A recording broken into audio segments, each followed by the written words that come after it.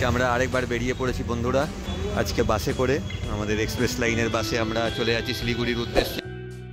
খুবই লম্বা এই স্লিপার ভলভো বাসগুলি বেশ আরামদায়ক, আপনাদের ভেতরটাও দেখাবো। তো বন্ধুরা, আজকে আমরা বেরিয়ে পড়েছি এক জার্নিতে। হঠাৎ করেই আমাদের যাওয়া ঠিক হলো, তাই স্বাভাবিকভাবে সিজনের সময় ট্রেনে পাওয়া যায়নি, এবং আজকে আমরা চলে এসেছি এক্সপ্রেস লাইনের বাসে করে। বাসটি বেশ ভালো, আমরা শুয়ে শুয়েই যাচ্ছি, স্লিপার সিট। একটু কষ্টটা বেশি পড়ছে ট্রেনের থেকে, নর্মাল 3 টায়ার বা 2 টায়ারের থেকেও একটু বেশি, কিন্তু বেশ ভালো লাগছে আপাতত। দেখা যাক জার্নিটা কেমন হয়। আমরা 6:30 নাগাদ আসানসোল থেকে বেরিয়েছি, 6:45-7টা নাগাদ আমরা কালকে শিলিগুড়ি পৌঁছে যাব। তো আমাদের সাথে থাকবেন বন্ধুরা এই জার্নিটাতে। নেহাও আছে আমাদের সাথে। বন্ধুরা, ঘড়িতে বাজে 4:10 এবং আমরা একটি পেট্রোল পাম্পে দাঁড়িয়েছি। রাত 11:30 নাগাদ আমরা এই জায়গায় খেতেও দাঁড়িয়েছিলাম, এবং এখানে আমরা তেল ভরা হচ্ছে এবং আমরা বাথরুম যাওয়ার জন্য দাঁড়িয়েছি এখন পেছনে। এবং অনেকগুলি বাসই এখানে একসাথেই দাঁড়িয়েছে, দেখতে পাচ্ছেন ওইদিকে সব দাঁড়িয়ে আছে পরপর। তো এখানে আমরা পেট্রোল পাম্পে বাথরুম করে ফ্রেশ হয়ে নিলাম। এবারে আশা করছি আর 2 থেকে 2.5 ঘন্টায় আমরা হয়তো পৌঁছে যাব। 3 ঘন্টা লাগতে পারে, দেখা যাক কতক্ষণ লাগে, কটার সময় আমরা পৌঁছাই। তো আমরা পেলিংয়ের বাসে চেপে বেরিয়ে পড়েছি। বেশ ঠান্ডা ঠান্ডা হাওয়া দিচ্ছে, জাস্ট শিলিগুড়ি থেকে বাইরে বেরিয়েছি। তিস্তা তখন জলে ফুঁসছে। এক হোটেলে বাস দাঁড়ালো এবং আমরা লাঞ্চ করে নিলাম।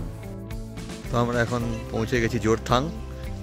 ঘড়িতে বাজে 2:20 এবং এখানে 10 মিনিট ব্রেক নিয়ে আমরা আবার রওনা দিয়ে দেব আমাদের পেলিংয়ের উদ্দেশ্যে। যদি রাস্তা ফাঁকা থাকে, দেখা যাক কতক্ষণ লাগে, আপনাদের অবশ্যই জানাবো। এখানে আমাদের বাস দাঁড়িয়ে আছে, বেশ বড় বাস স্ট্যান্ড নতুন করে তৈরি হয়েছে এখানে জোরথাংয়ে। জোরথাং তো বড় ট্যাক্সি স্ট্যান্ড এবং বড় বাস স্ট্যান্ডের জন্য বিখ্যাত। বেশ সুন্দর জায়গা, কিন্তু ঠান্ডা একেবারেই নেই, বেশ গরম করছে। দেখা যাক পেলিংয়ে গিয়ে কেমন ঠান্ডা থাকে, আপনাদের অবশ্যই সাথে থাকতে হবে সেটা জানার জন্য। বেশ বড় এয়ারপোর্টের মতো বাস স্ট্যান্ড বানানো হয়েছে, পুরোপুরি এখনও চালু হয়নি। এটা একটি দিক, ওই দিকে বাসগুলি দাঁড়ানোরও জায়গা রয়েছে। আবার আমরা এগিয়ে চললাম, একটি টানেল পড়লো রাস্তায়। তো আমাদেরকে বাস থেকে নামতে বলা হয়েছে, কারণ এখানটা খুবই স্লিপারি। বাসটা খালি করে নিয়ে আসা হচ্ছে। বাস থেকে নেমে আমরা হেঁটে এই জায়গাটা পার করব, কারণ রাস্তাটা খুবই খারাপ আছে। এইখানে ধস নেমে যাওয়ার কারণে রাস্তাটি খুবই পাতলা হয়ে গেছে এবং বাসটাকে থামিয়ে দেওয়া হয়েছে। সবাই নেমে পড়েছে এবং বাসটাকে খালি করে পার করানোর চেষ্টা করা হচ্ছে। এখানে পাথর ফেলে রাস্তাটি বানানো হচ্ছে। এনাদের কঠোর পরিশ্রমের জন্য খুব তাড়াতাড়ি আমরা এখান থেকে যেতে পারবো। অবশেষে রাস্তা ঠিক হলো এবং আমরা এখান থেকে এগিয়ে চললাম। এসে গেছি আমাদের রুমে, পাঁচু রেসিডেন্সি, এবং বেশ ভালোই রুমটা।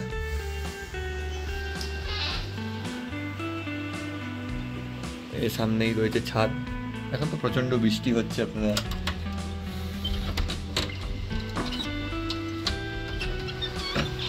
এদিকে ছাদ রয়েছে, এদিক থেকে কাঞ্চনজঙ্ঘা দেখা যায়, এবং এখন প্রচণ্ড বৃষ্টিপাত হচ্ছে। ঘরে আনিয়ে নিলাম গরম গরম আলু পকোড়া এবং হট কফি। বৃষ্টি কিছুটা কমলেও এখানে সাংঘাতিক কুয়াশা হয়েছে, দেখতে পাচ্ছেন। একটু দূরে কিছু দেখা যাচ্ছে না, প্রচণ্ড কুয়াশা। হালকা হালকা বৃষ্টি এখনো পড়ছে, ওয়েদার বেশ মনোরম। এখন কন্টিনিউ বৃষ্টি হয়েই চলেছে, এবং তার মধ্যে আমরা ঘুরে ঘুরে সাইট সিনের জন্য গাড়ির খবর নিচ্ছিলাম। আমাদের খাবার এসে গেছে, বাটার রুটি, বেশ সাইজগুলি বড় রুটির, এবং তার সাথে চিকেন কারি। বেশ আমরা সারাদিনই ভালো করে খুব একটা খাওয়া দাওয়া করা হয়নি, রাত্রিবেলায় খেয়ে দিয়ে রেস্ট নেওয়া যাবে। গুড মর্নিং, আমাদের ব্রেকফাস্ট এসে গেছে, স্যান্ডউইচ এবং চা কফি, এবং নেহা এখানে বসে আছে খাবার জন্য, খিদে পেয়ে গেছে সকাল সকাল। গুড মর্নিং বন্ধুরা, প্রচণ্ড বৃষ্টি আজ সকাল থেকে। আমরা তো হোটেলেই বসে আমাদের সময় কেটে যাচ্ছে, দেখা যাক একটু কমলে ভালো। অবশেষে বৃষ্টি থামলো, খুব সুন্দর পরিষ্কার হয়ে এসছে, যদিও মেঘ রয়েছে। এই পাশে কাঞ্চনজঙ্ঘা দেখা যায়। আমরা এখন বেরিয়ে পড়েছি ঘড়িতে বাজে 11:15, প্রায় 1-1.5 ঘন্টার উপর আমাদের শিডিউল থেকে লেট হয়ে গেছে। ভগবানের কৃপায় একটু বৃষ্টিটা কমেছে, এখনও টিপটিপ করে পড়ছে কিন্তু আগের থেকে অনেক কম। চলুন ঘুরে নেওয়া যাক পেলিং। গাড়িতে চেপে আমরা সাইট সিইংয়ের জন্য রওনা দিয়ে দিলাম। তো আমরা এখন এসে গেছি স্কাই ওয়াক, পেলিংয়ের বিখ্যাত। এসে গেছি আমরা স্কাই ওয়াক। চলুন উপরে যাওয়া যাক। হেঁটে হেঁটে আমরা উপরে উঠে এলাম। এদিকে বুদ্ধ মন্দির। আমরা এখন এসে গেছি স্কাই ওয়াকে। বুদ্ধ মূর্তি দেখতে পাচ্ছেন, প্রচুর সিঁড়ি রয়েছে ওখানে। স্কাই ওয়াকে ওঠার জন্য অনেকগুলি সিঁড়ি চাপতে হয়, এখানে নিচ থেকে উপরে আসতে হয়। প্রচুর গাড়ি দাঁড়িয়ে রয়েছে, বৃষ্টি হয়েছে এক্ষুনি তাই জল হয়ে আছে, খুব সুন্দর।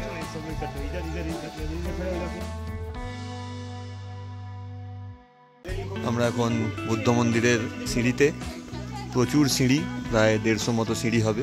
দেখতেই পাচ্ছেন কত উপরে লোকজন পৌঁছে গেছে।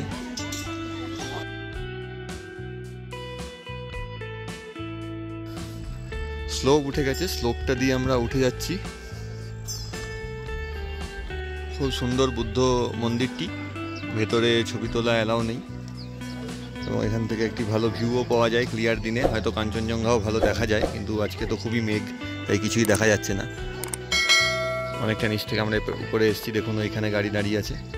ভিডিওটি লম্বা হয়ে আসছিল, তাই আগামী ভিডিওতে আপনাদের বাকি জায়গাগুলি দেখাবো। ভিডিওটি লাইক, কমেন্ট, শেয়ার এবং সাবস্ক্রাইব করতে ভুলবেন না, কিন্তু আগামী ভিডিওটি খুব জলদিই আসবে।